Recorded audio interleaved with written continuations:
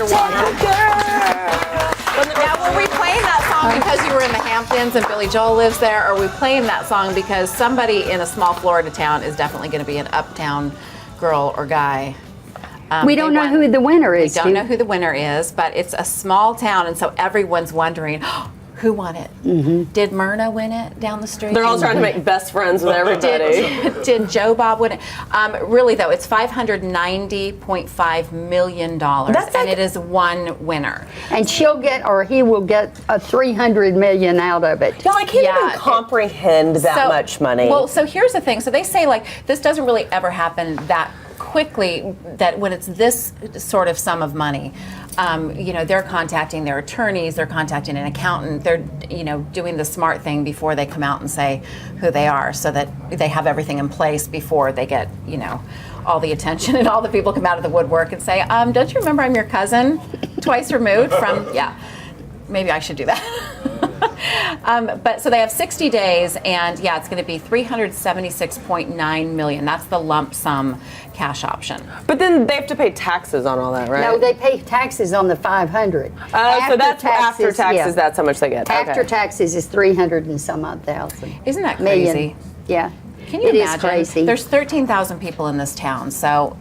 One of so they could essentially split up. Y'all, they could. Wouldn't that be cool if they were like, I want to give $100,000 to every person. I don't know what that math is. That's probably wrong. Someone's going to write in and tell me that's dumb, but whatever that is, or take a certain 300,000 million whatever divided by 13,000. I wonder how much each one of those people. 376 million. It would be interesting to take like half of that and divvy it up, like in the town. Oh, and keep the other half. Yeah, of course. You'd still get what, like 100 and. Yeah. Okay, what would you do with that money if you had it? Oh my gosh. I think that buy the broadcast. I think first I would make sure that the kids' college was paid for and that everybody was taken care of. I'd set up a trust for the boys, and I'd take care of my parents and my family, and I don't know, and then I think we would sit down and just decide what we wanted to do with the rest. I know Scott and I talk a lot about wanting to do some serious charity work, and it's so inspiring to see what Pat and Emmett Smith are doing with their charities, and what Pat's doing with Treasure U. And I've always had a kind of a desire to help women in business, because I've tried so many times and I've started so many different businesses, and it's really difficult when it's just you. Not only is it difficult financially, but it's difficult to get people to help you and to learn. It's really you need somebody that'll mentor you and give you a shot. Yes, that's what and you then need. Somebody who will write a check. And so I would love to help women with that. That's sort of my passion. So I think we would probably do that. What would you do? I don't know, because I just think it can ruin you. And trust funds for kids with that kind of money, I think ruins them. I think they need to work their way up. Well, you can put all sorts of stipulations on it. But when you know at the end of the tunnel there's going to be a big pot. $200 million, it takes away the incentive. Maybe they wouldn't know. That's my take. Or maybe I would say I would put stipulations on it because I agree with you. I think spoon-fed people are. Some people have done very well with trust funds, and it's one thing to get the money. It's one thing to get the money, but it's another thing to keep it and build it. And some people have done very well. Do something helpful with it. But I think when you're a young man in your 20s or you're whatever, that's a huge temptation. Look at our athletes that get all that money, and and don't they do those shows about like where are the lottery winners now, and that a lot of these people's lives are just ruined because they came into all of this quick, instantaneous amount of money, and they just blew it all. And it's kind of disgusting. It's hard not to do that when you're young because you think it's going to last forever. When I think we see that a lot in young entrepreneurs, like I see that just around Dallas. People whose businesses have done well or who are kind of high on their work right now, and then they're making a lot of money and commissions are coming in, and then they're throwing down their credit card, and then you go to bars or lounges or clubs, and you see people throw down like $2,000 for like champagne and vodka. I'm like, that doesn't even process to me. I think Yeah, it's a way. It's hard for me to, because I wasn't raised that way, so it's like. Well, and it's interesting too because that's my rent. Like, Scott does well and had a time where he would do that and sort of like, throw down money to kind of host everybody. But I think you get to the point where you start to feel like a little taken advantage of, where you start to feel like people, when you get to the point where people expect that from you, when they know you do well and they know that you're able to put your credit card down and pick up the tab, when they expect you to do it, I think it's a time to. Well, and I think it's one thing, stop.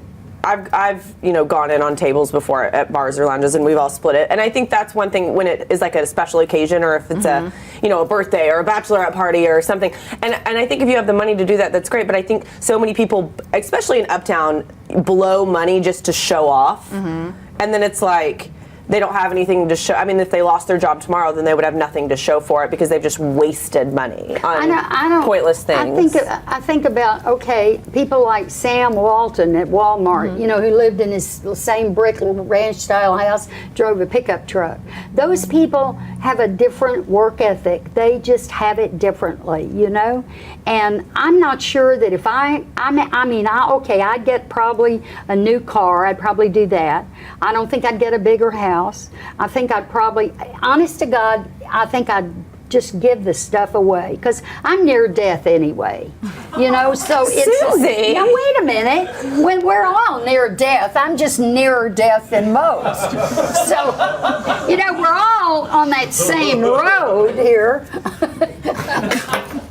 I don't think that's funny. Wait, it is funny. It's very funny. Will you redo your paperwork and make sure that we're in the will then? That close? That's right. I don't know. I just think I'd just. It's interesting though because haven't you ever you've been out with people before where what is the protocol? Is it like you split everything down the middle, or if you're going out with people? Don't get me started on the splitting things. Well, here's a big one. Like I get so mad at people. I'm good with like splitting everything with everybody. Yeah, with everybody around the table. That's fine. But what do you do when you go and say like you don't drink and you happen to go to dinner with me?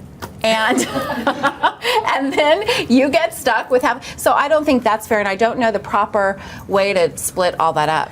Here's my problem. How you do that. Group dinners, I think if you're going to a group dinner where there's like 10 people, there's going to be a credit card issue, someone's not going to bring cash, we're probably just going to split it 10 ways. I think we all know that's probably going to happen, so you just need to prepare that you might have only eaten $40 worth, but you're probably going to pay $60. Yeah. Like, you just need to have, like, if you're going to go to that group dinner, you just kind of need to know, because there's no problem, though, if you go to El Phoenix. No.